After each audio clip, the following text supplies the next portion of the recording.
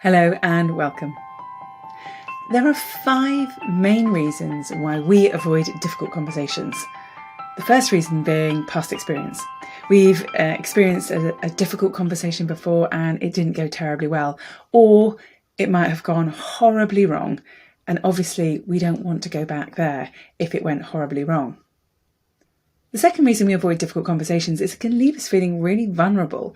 We feel open, we feel exposed, and we are creatures of habit. We want to take the route of least resistance as much as possible. The third reason we avoid difficult conversations is we feel like they can take a lot of time to prepare for, and none of us have a surfeit of time. None of us have huge amounts of time to be able to prepare for these things. So we put them to one side. Unfortunately, if we do, they tend to come back and bite you on the bum later. The fourth reason we avoid difficult conversations is that we can feel like we just don't have that additional spare mental energy that we need to deal with a difficult conversation. So we avoid it. And finally, the fifth reason we avoid difficult conversations is fear. Fear that either we, the other person, or the relationship is simply not robust enough to deal with the actual conversation or the fallout from the conversation. But as a leader, having difficult conversations is an essential part of your leadership strategy. It's an essential tool as a leader. Because if we don't deal with those difficult things, if we don't have those difficult conversations, the chances are that difficult thing is not going to go away. If we need to have a difficult conversation, it isn't going to self-resolve. So by ignoring it, we actually find ourselves in a situation where the problem has escalated, the relationship is crumbling, and we have a lot more fallout to deal with. So today we're going to do a deep dive into why we avoid those conversations and actually why it's really, really important to deal with them as soon as we possibly can. And we can look at some of the skills that you might need to utilize to enable you to have a really good, difficult conversation. So why do we need to deal with those difficult conversations? Well, let's come back to that idea that if we don't deal with this difficult conversation, the chances are it will escalate. If we've got to a situation where we need to discuss somebody's attitude, behaviour, performance, or just a difficult situation that's occurring at work, it isn't going to self-resolve. It is only going to get worse, more entrenched, more difficult to deal with. There will be more fallout. So by pretending it's not there, by dipping our head into the sand and thinking, it'll just go away, I don't have time to deal with it now, actually it will end up taking up more time, more energy much later down the road, and possibly have greater consequences for everybody that's involved. The other thing is, we can easily say, well, it's going to take up my time. I'm not going to allow it to take up my time now. But when these things are happening in our work life, when they're milling around, it is likely to be noodling around inside your brain. So it's taking up mental space, even if it's not taking up physical space in time. And that mental space is going to diminish your performance. And also the chances are you will have other members of your team coming to you saying, why hasn't this been dealt with? So actually, there really isn't a time saving by not dealing with these things. And if we're noodling it around in our bodies, sometimes we can find that the concern, the issue, the worry about this thing becomes a somatic issue. I have a friend who doesn't enjoy difficult conversations, and I can guarantee that she will get a stomachache when she knows she's about to have one of these difficult conversations. So we make the worry becomes a somatic problem. So again, we won't be performing at our best if our body is reacting to this situation, saying, deal with this thing, please make it go away, let's feel good again. The other reason why we really need to be dealing with these difficult conversations is because it enables growth. It enables your growth as a leader. It enables the growth of the other person. They may well be sitting there wanting this feedback, wanting some input, wanting some performance review, or whatever it might be. They want some support and they're not getting it. So their perception of this difficult conversation might be that they really welcome it. But you're not enabling growth of yourself, growth of the other person, growth of the robustness of the relationships. So it's really important that we don't avoid them because we're concerned about those things. And as we're working in very asynchronous virtual teams, it's likely that miscommunications are going to happen. People across the world may not have got entirely what we wanted. We may have misunderstood timeframes from them. It's really easy that the issues can become blown up because of our asynchronous working. So we really want to be addressing these things as quickly as possible. And as I said, the perception is really, really important. So we may be sitting there going, oh, I don't want to have this conversation. I don't want to make somebody feel uncomfortable or upset. And actually the other person is sitting there wanting and welcoming the feedback that they're about to get. So sometimes our perception of what's difficult and what's stretchy may not be the same as the person who's on the other side of this conversation. And finally, and I think this is the most important reason that we should deal with these things, is leadership is about those no conversations. The yes conversations are easy. The praise conversations are easy and a joy to do. It's the no conversations that really develop our robustness as a leader. They develop the robustness of the relationships. They develop respect, deep respect within teams, with the individuals that you're having these difficult conversations with and those around you, above and below in the chain of command. Those are the conversations that really set you up as a leader. So we need to be having those conversations for yourself, for the other person, for the relationship, and really importantly for the results. Clear communication leads to really good relationships. Good relationships leads to results. And the exact opposite is true. So poor communication, poor relationships, poor results. Now, obviously, if you're leading teams of people, we want good results. And it stems from you being very clear about your boundaries, communicating those ideas to your teams, developing these deep relationships where yes and no conversations happen all the time, and you're getting the results from that. So it's really important that we don't ignore these difficult conversations that we need to have. And as an example, I'm going to tell you something that I did many, many moons ago, and to serve as an example of how these things can really become pervasive and can cause problems. So as I was about to go back and start studying full-time to do my master's degree, my kids were still very small and we needed some extra help in the house because I was going to be studying full-time. So we hired an au pair. I'd never had an au pair before, never had an au pair as a child, had no idea how to manage this situation. The first few weeks went really well and it was great to have a spare pair of hands helping me out do the basic things around the house and prepare myself for going back into doing that study and reading the things that I was meant to be reading before arriving. And then things started to go slightly awry. And so we sat down, I had a conversation with the young lady to say, okay, really, these are the things that need to be happening. This is when they need to be happening. This is how they need to be happening. This is how you're going to make me happy. And we were like, okay, great. We've sorted this situation out. And on we went. And over the next 4 weeks, things just deteriorated and deteriorated and deteriorated. Until I found myself one morning at 6:30 a.m. dragging my son out of bed, getting him dressed in his school uniform, telling him to be really, really quiet while I had his baby sister in tow. And I dragged my children out of my house, not making a sound, taking them out for breakfast, because I just couldn't face another morning that was a complete and utter disaster. And after I dropped my son at school and I was coming back with my daughter, I had to face up to the fact of what I've done. I dragged my children out of my own home to avoid having a difficult conversation. And so I had to face the shame of that, and I had to face up to the fact that we couldn't put this off any longer. We needed to have that conversation. So we had that conversation and she left. And it was great for both of us. She found a job that was so much better suited to her personality.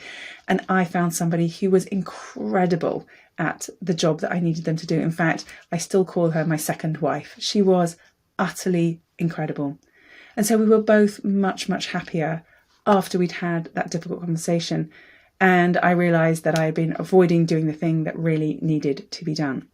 I would never do that now. I would sit down and have that conversation so much earlier, be so much more firm about what did and didn't need to happen, and have markers for success and failure and what was going to happen next. But we're going to dive into how we deal with those difficult conversations in just a moment. But I think there's two more things that are really important before we do that. The first of which being, let's ditch that word difficult. Now, if you've listened to, read, watched anything that I've done before, you know that I have an aversion to the word difficult. Difficult means we're setting ourselves up for failure or the potential of failure. Difficult means it's going to be hard and we're not necessarily going to enjoy it. Difficult is a forced march in horrible weather over terrible terrain. Now, this is not what these conversations really are. They're stretchy. This is my favourite word, stretchy. So it's going to be stretchy for you. It is going to be stretchy for the other person. It's potentially stretchy for the relationship.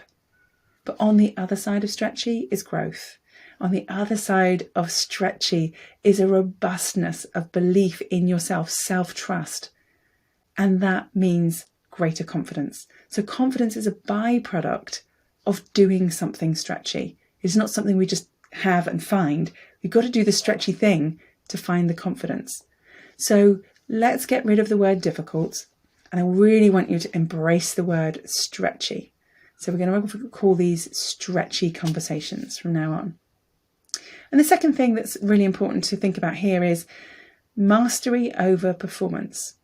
So sometimes when we have these scenarios where we've got to have these conversations and we know it's going to be a bit stretchy on both sides, we can feel like we have to perform brilliantly, that we have to have everything completely sorted, completely ordered, completely prepared, and we have to follow an absolute structure and be perfect in order that we get the outcome that we want. But actually that kind of grippiness, that kind of needing to follow a structure, needing to be perfect, means we don't tend to see the other person, we hear them less clearly, and we don't respond to what's in front of us. We react because we've got on our it's a bit like being a tram on tracks. We've started the tram and now we have to follow on and we have to do this thing and then we have to do this thing and now we have to say this. And we're not really listening to or responding to what's in front of us. So this idea of perfection when we're going into these stretchy conversations is not necessarily helpful. What we want to be thinking about instead is mastery. So what are the things I want to master in this particular conversation? Am I going to try and stay present? What am I going to try and do? And we're going to talk about what some of those things might be in a minute. But what are you trying to master? Pick one thing you really want to do really well in this particular conversation and focus your attention on that. And it might be you really want to focus on listening. I really want to make sure I'm hearing what this other person is saying and really understanding by asking great questions what it is they're truly saying to me.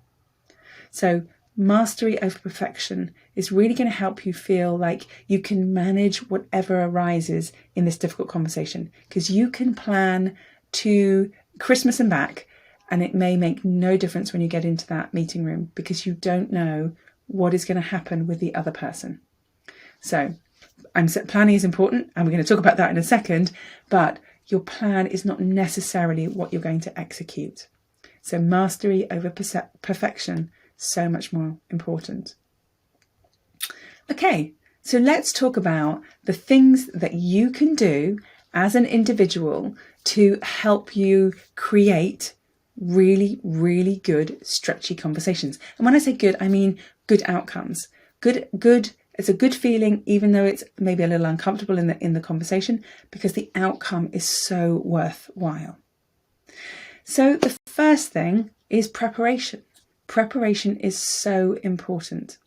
Now, there may be times where you don't have time to prepare, and we're going to talk about that in a second.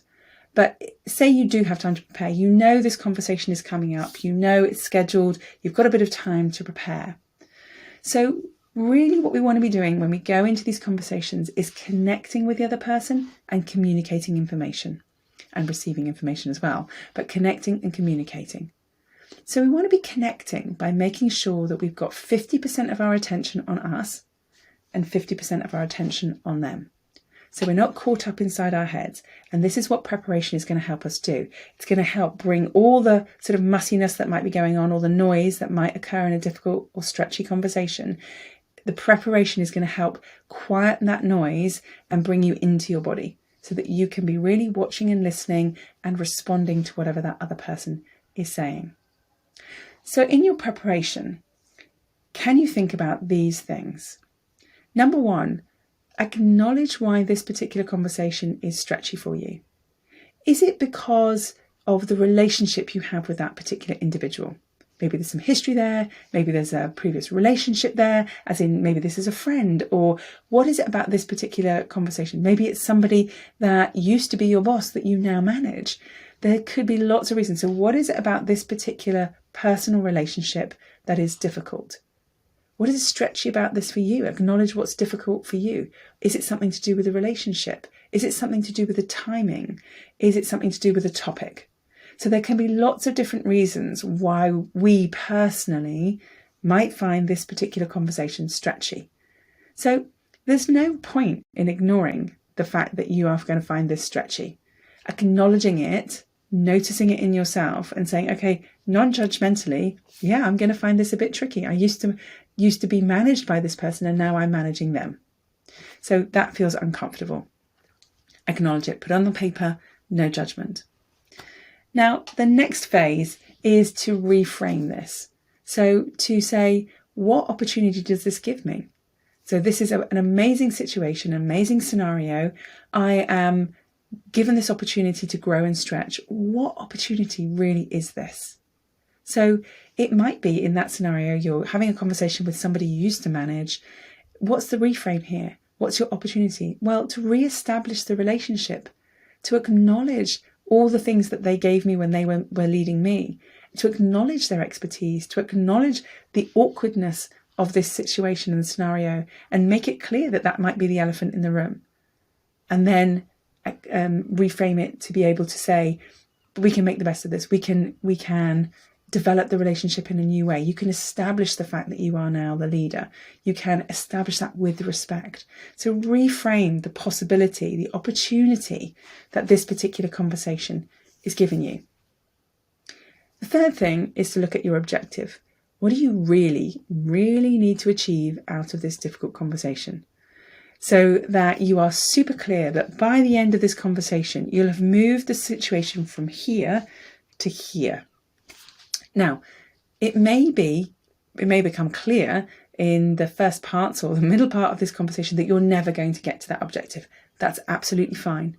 It's not about getting there. It's about stating what your objective is. If in the moment you have to reassess that objective and say, okay, well, actually, that is not going to be possible, but I can get to here. That's absolutely fine. You know, the power is in the planning, not in the plan itself. Now, the next thing is about state, choosing your state. So we're talking about state of mind here. So I'm going to go into this particular conversation super curious. Or if we go back to the example of having to have a conversation with someone you used to manage, I'm going into this conversation with absolute empathy. Because if I think about it, if that was me, I would feel uncomfortable. I would feel awkward about this. So I am going into this conversation with absolute empathy for this other individual. And choosing your state. Once you've chosen your state, you decide that's what I'm going to do. I'm going to stay in the state of empathy. So I'm going to be curious, I'm going to ask questions, and I'm going to be empathetic to this situation. Choose your state, the one that's most appropriate, that's going to move the needle the most on this particular conversation. And then finally, some scenario planning. Because as we said, we don't know that what's going to happen in this particular instance. We don't know whether the person is going to react positively, is going to react negatively, is going to become upset or angry. We literally have no idea. So why don't we plan for it? What happens if they do get upset? What happens if they do get angry? What happens if there's no reaction at all? Make a little plan, and it doesn't need to be robust, this plan. It just needs to be a few bullet points. So if somebody gets upset, you're going to offer them some tissues. You're going to allow them to be upset. Acknowledge them in their upset. Acknowledge them that this is difficult. Allow some space for calming down, and then plan to continue with the conversation. Yeah, unless they're so distressed that this has become impossible. It's very easy to be distracted and to be derailed by somebody else's upset. That isn't going to help you achieve your objective. So Plan for that. Plan for what you're going to do. Allow there to be space and time for that to happen. Acknowledge the upset and then reassess. And equally with the anger, we need to allow somebody to vent. There has to be, perhaps they really are upset about something, they're very angry about something, allowing them to vent, but never at you. You are not somebody's punch bag. That is not acceptable.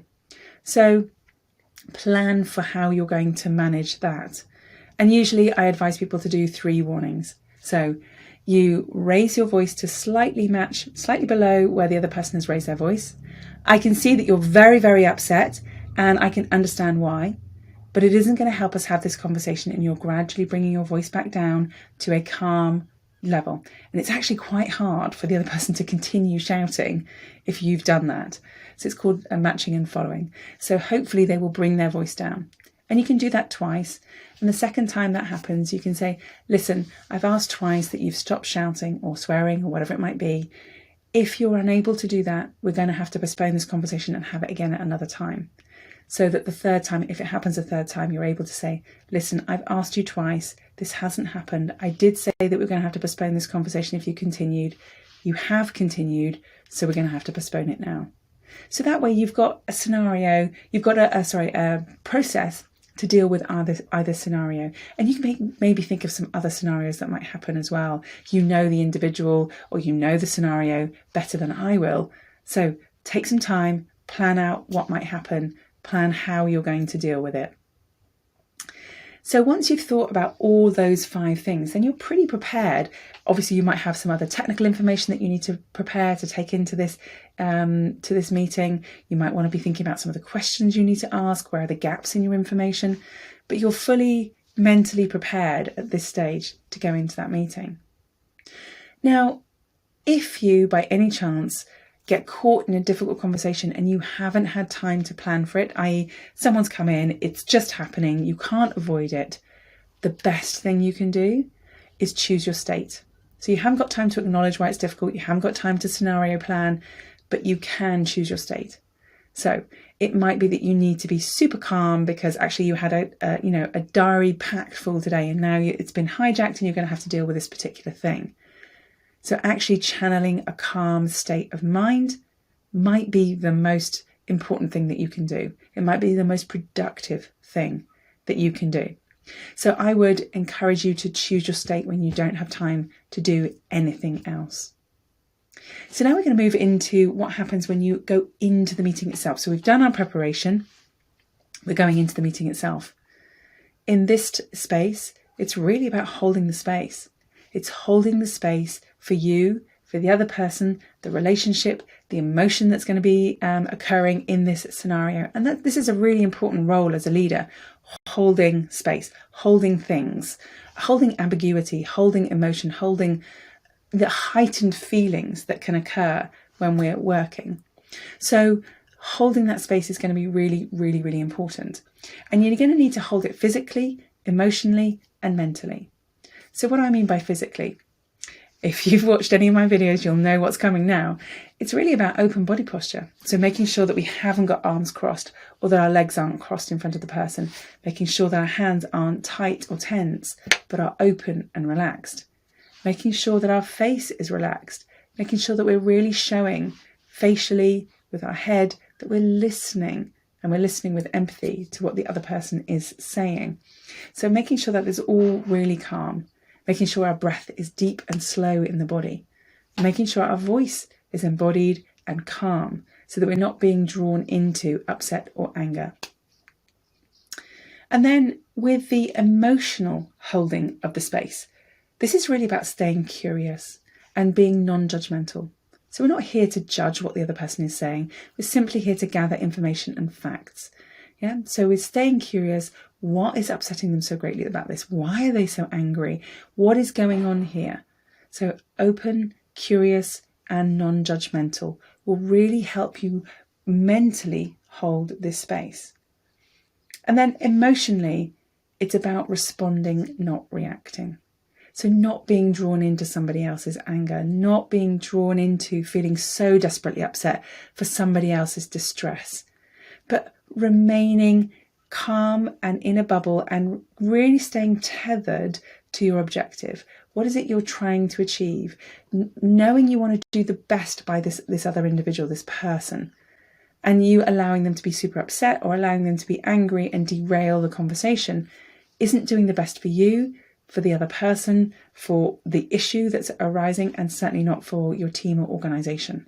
So we don't want to be derailed by other people's emotions. So we need to be able to respond to what's going on rather than react to it. And then the very final phase of holding a good, stretchy conversation is about moving it forward. So it's very easy to get stuck in the he said, she said, this happened, that happened, the blamey kind of thing that can go on. And we really don't want to do that. So your job as a leader is to move it forward into a solution. What is the solution here? And keep the conversation solution focused. And you can do that by creating a really succinct, clear summary of all the information that you've gathered during your conversation and checking in with that person. Is that right? Is there anything I've missed? Accepting new information if it's relevant, closing down rehashes if they're coming up, and saying, okay, so now we know all of this information. What are we going to do with it? What needs to happen next? So deciding on a course of action, deciding on how you're going to monitor that action, deciding who's going to report to who, where this information needs to go beyond this particular conversation, who needs to know about this, HR, other team members, higher ups, who needs to know about this conversation and how is that going to be communicated? The other really important thing is to have very clear ideas of what success and missing the mark, I don't like the word failure, so missing the mark looks like. So how will we know if this conversation has been successful? When will we know? And what will it look like? How will we know if this conversation hasn't been successful? What would that look like? When are we likely to realise that? And what do we do if that happens? So what's the next stages if things don't change or don't work? And have a very clear date of when you're going to check in and make sure that these things are on track or not on track. So everybody is super clear about what's happening next, and in that process feels supported and held to make the changes that are absolutely necessary. So really there's 3 phases to having a very good outcomes, stretchy conversation.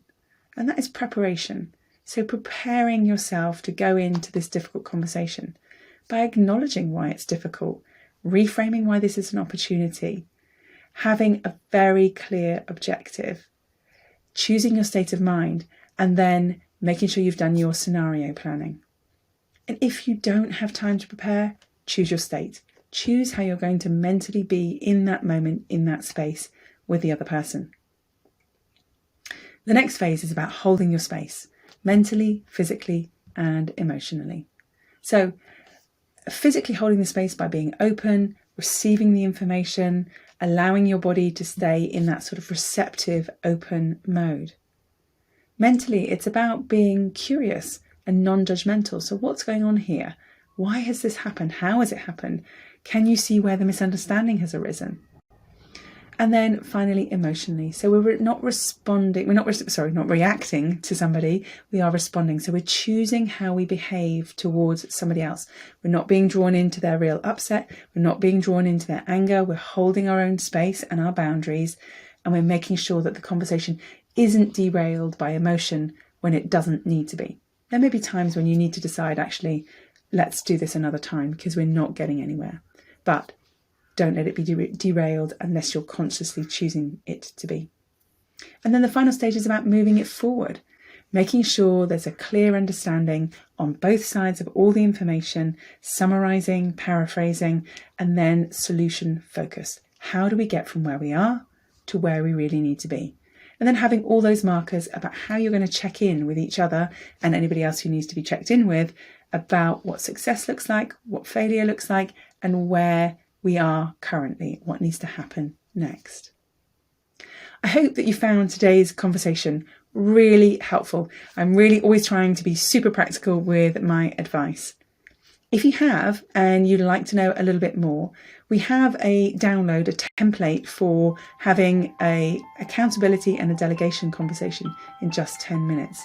It's really super easy to use, and it kind of follows on from some of the things that we have talked about here today.